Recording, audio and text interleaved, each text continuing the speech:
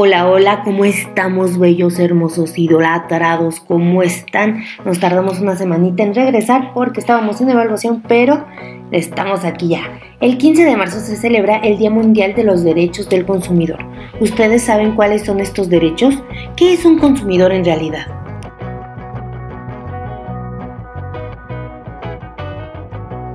Como cada año, este mes celebramos el Día Mundial de los Derechos del Consumidor, un movimiento global en el que todos actuamos unidos para hacer valer nuestros derechos. Derecho a ser informado en la publicidad, precios y garantías. Derecho a la educación en materia de consumo para saber de qué forma nos protege la ley. Derecho a elegir, porque nadie puede presionarnos al decidirnos por un producto. Derecho a la seguridad y calidad, para que lo que compramos cumpla con todas las normas de calidad. Derecho a no ser discriminado por motivos de sexo, raza, religión, condición económica o discapacidad.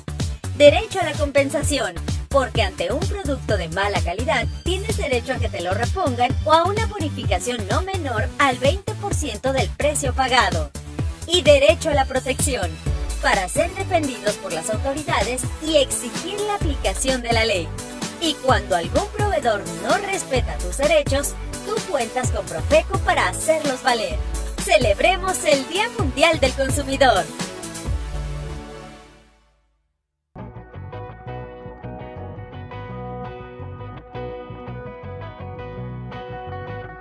Y nos vamos duro y tendido con los problemas matemáticos. Recuerden que deben de ir viendo cómo se podría explicar cómo lo deberían de ir solucionando, ¿sale? Número 1. Si 7 vestidos del mismo precio cuestan en total 843 pesos, ¿cuánto costarán 14 de esos mismos vestidos? Número 2. Si 4 bolígrafos del mismo precio cuestan en total 37.50, ¿cuánto costarán 7 de estos bolígrafos? Y por último, número 3. 4 libros del mismo precio costarán en total 462 pesos. ¿Cuánto costarán 13 de esos libros? Si se fijan en todos los problemas del día de hoy, nos están dando una cantidad en total y cuánto cuestan estos, para después pedirnos otra cantidad. En este caso debemos de buscar primero cuánto cuesta un solo ejemplar, cuánto cuesta una unidad. Entonces, por ejemplo, si en la primera me dice que son 7 vestidos y son 843, ¿cuánto cuesta un solo vestido? ¿Ya se fijaron que entonces aquí estamos hablando de una división? Es lo mismo que pasa con los bolígrafos y con los libros. Ya que tienes el valor de una unidad, ya lo puedes multiplicar por el total que te están pidiendo. Continuamos con la actividad para iniciar el día. El día de hoy también tocan multiplicaciones, así que vamos a resolver las siguientes. La primera dice 251 por 86. La segunda 279 por 47, 552 por 58 y 758 por 69. Recuerden dejar el espacio cuando empiezan a multiplicar en el número de abajo las decenas, ¿sale? Para que al momento de sumar no vayan a tener problemas y no se vayan a equivocar en eso.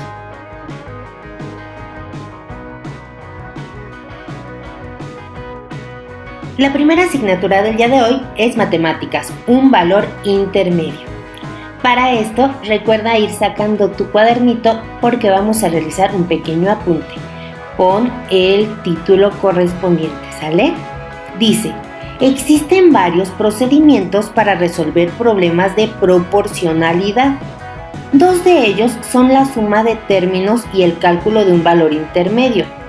La suma término a término significa que la suma de valores de una magnitud corresponde a la suma de valores de la otra magnitud. Por ejemplo, te voy a mostrar una pequeña tablita en donde se observa el número de cajas de productos que empaca un empleado en determinadas horas. Vamos a ver precisamente nuestra tablita, ¿sale? Dice que en 4 horas se hacen 24 cajas de producto, en 8 horas 48 cajas de producto y en 12 horas 42 cajas de producto.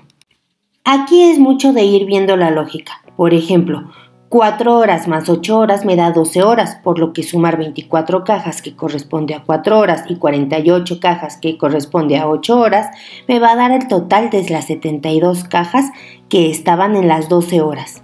El cálculo de un valor intermedio consiste precisamente en determinar el valor más sencillo y utilizarlo para conocer el valor que se solicita. En este caso lo que tratamos de hacer es que pensando con lógica y analizando lo que nos están pidiendo, hacer más sencillo el problema y su realización. Ejemplo, recuerda también irlos anotando. Se conoce que 1000 lápices cuestan 2.750 pesos. Para saber cuánto costarán 200 lápices, se calcula como valor intermedio el precio de 100 lápices, o sea, 1000 entre 10 me da 100 lápices. Luego 2.750 vamos a dividirlo entre el mismo número que hicimos el de 1000 y nos da 273 pesos y se duplica el precio de 100 para calcular el de 200 lápices, que son un total de 550 pesos. Aquí por ejemplo está la tablita. Si tengo 100 lápices y 100 más 100 me da 200, ¿verdad? Y el precio de 1000 lapicitos es 2.750. Entonces si lo estoy dividiendo entre 10 me va a dar 100 lápices son igual a 275 y de ahí entonces ya lo puedo sumar.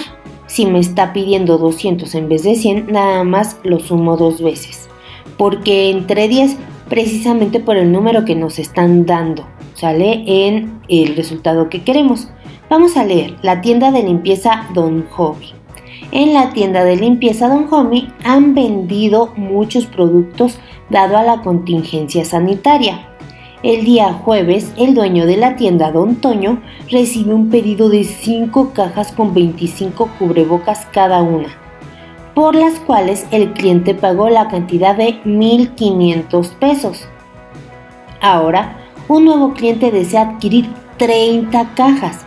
Para saber cuánto va a cobrar por las 30 cajas, Don Toño decidió elaborar una tabla como la siguiente. Y si se fijan, aquí está la constante. El número de cajas va de 5 en 5. 5, 10, 15, 20, 25, 30, 35, ¿verdad? Y la cantidad de cubrebocas. Si en 5 hay 25 cubrebocas y su precio va a ser de 1.500. En 10 hay 50 cubrebocas y me da 3.000. 15 me da 75 cubrebocas y el total es 4.500. Y por último, por ejemplo, me sale el 30 cajas con la cantidad de 150 cubrebocas y el precio a pagar es de 9.000. Si se fijan, aquí hay una constante que es precisamente ese promedio, esa media que estamos buscando. Con la información que acabamos de leer, vamos a contestar estas 3 preguntas. ¿Es correcto lo que realizó el dueño de la tienda para determinar cuánto va a cobrar? ¿Cuánto cobraría si vendiera 100 cajas de cubrebocas? ¿Y cuántas cajas necesita para vender 225 cubrebocas? En este caso, hay que tener en cuenta que lo está haciendo de 5 en 5. O sea que está agarrando una constante de 5 en 5 y ese 5 en 5 también se ve reflejado en el número de cubrebocas que hay en las cajas que nos está marcando y también se ve reflejado en la cantidad de dinero que cobra por cada conjunto de cajas. En este caso, por ejemplo, en la segunda, si nos está diciendo que son 100 cajas, pues lo podemos multiplicar dependiendo de, por ejemplo, el 10 que nos está dando 10 cajas. Si yo multiplico 10 por 10 me da 100 cajas. Entonces ahí tengo el número que estoy buscando y puedo ver cuánto estaría cobrando si lo multiplico también por 10. Hay que buscar más o menos cómo podemos simplificar un poquito esto.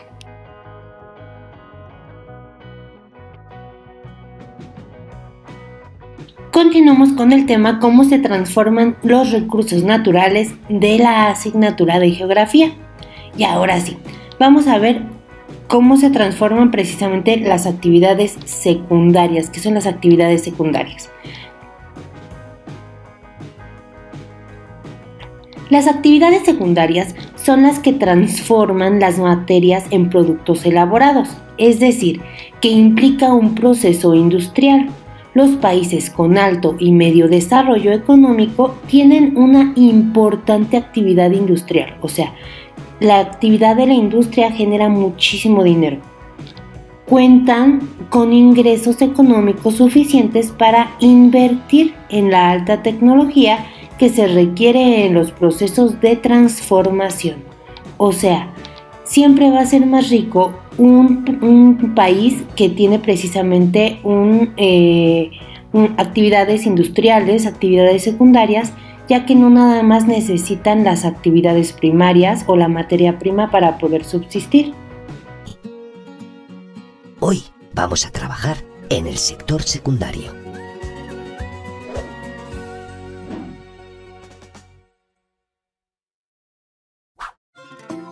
El sector secundario son los trabajos que transforman las materias primas en productos elaborados, y las principales actividades que componen este sector son las fábricas o industrias, la artesanía y la construcción. Vamos a conocer un poco más cada una de estas actividades. La industria se puede clasificar en industrias de base, industrias de uso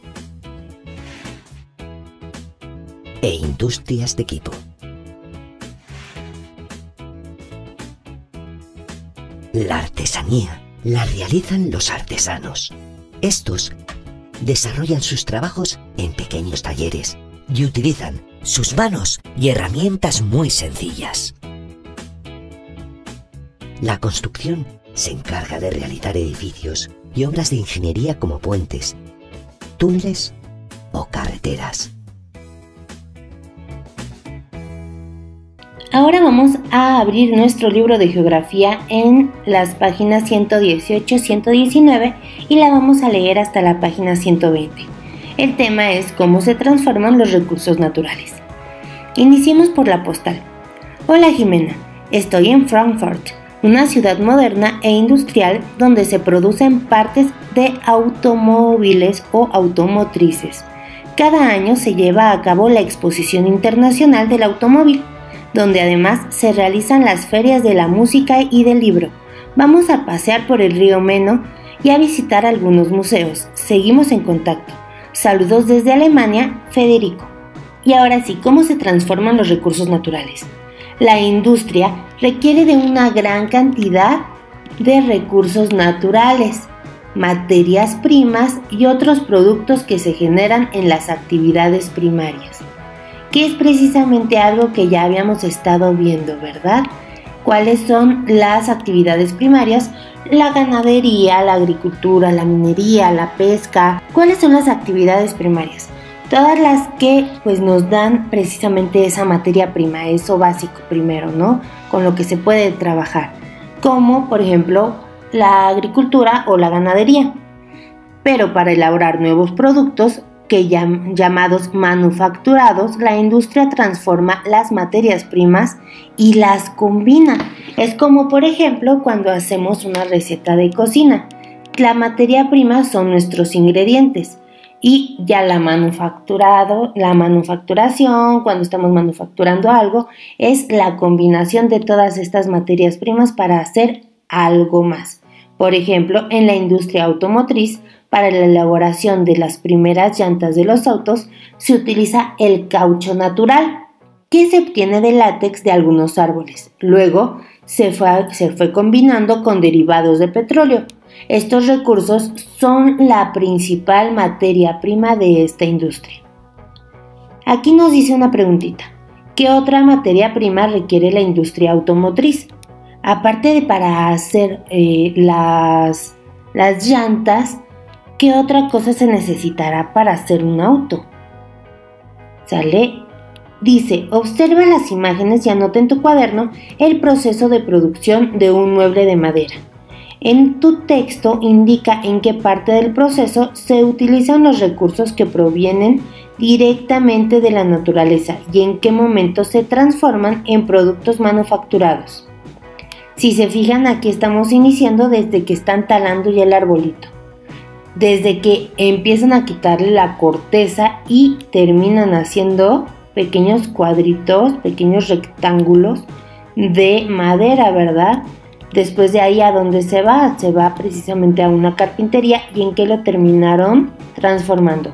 Ustedes me van a escribir en su cuaderno cómo fue este proceso y desde qué momento se empezó a utilizar, ¿no? Desde qué momento se empezó a transformar esa materia prima.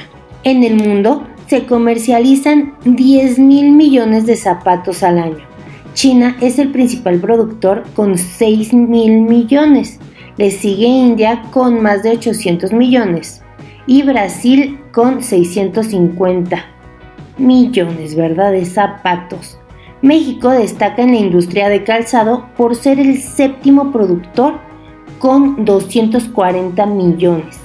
Muchos de los productos que consumes y utilizas, como los alimentos enlatados, el calzado, los aparatos eléctricos o tus libros, no podrías tenerlos sin las actividades secundarias o industriales. Aquí está una palabra súper clave, son actividades secundarias o industriales.